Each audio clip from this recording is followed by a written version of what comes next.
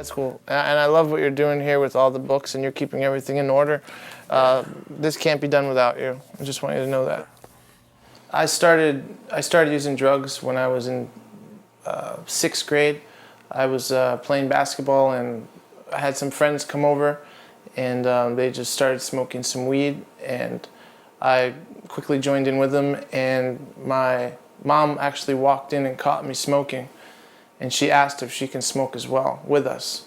And that's when I realized that drugs were kind of okay in my house, which opened the door for me to use a lot more often as well. It was just a normal day. My mom and I were using, and we used heroin, and the man that raised me, his name was Vinny, he overdosed. He went into the bathroom and overdosed and passed away. And we wound up, realizing that he fell down. We heard the clump. We saw the blood come from under the door, and we kicked the door in and saw that he was dead. And before calling for help, we actually did the drugs that were left over, and then we called 911.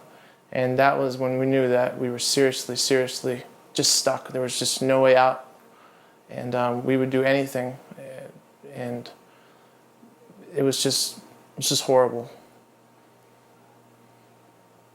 I just feel like you just couldn't go any lower than that. Taking drugs out of a dead man's pocket and hands, seeing him dead, but it didn't matter because all I wanted was the drug, and all we cared about was the drug. I tried to get help so many times growing up. I always noticed that getting into a detox was always difficult because there was never any beds available, and they would put you on a waiting list. And while you're on that waiting list, you were instructed basically to make sure that you had drugs in your system, because you can't come into the detox without drugs in your system. You can't be clean. Otherwise, you don't qualify if you don't have drugs in your system. And so basically, if I had that slight hope that I'm ready to stop using just for today, I'm going to go to detox right now, and there's not a bed immediately available for me, that's it. As soon as I see the opportunity for me to get high again, that chance of clarity is just out the window completely.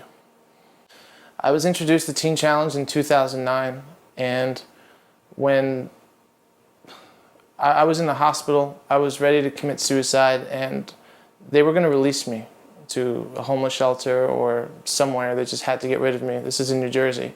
Somebody mentioned Teen Challenge, and I called Teen Challenge, and they had beds available, and they took me in immediately. And this isn't your typical program. This is a residential program that taught me about living life through God, and it's a Christian program. They introduced me to the Bible. My life has never been the same since. And there's opportunity. It's 15 months residential, but you can stay on an intern. And I just saw a lot of hope, One of the obstacles we face about, new clients trying to come into the program is, they need to be detoxed. And it is a case-by-case situation, and we can only refer and try to help make some, middleman phone calls, but ultimately it is up to the addict to get themselves into a detox, and then from there, we'll enroll directly after detox. Into our program.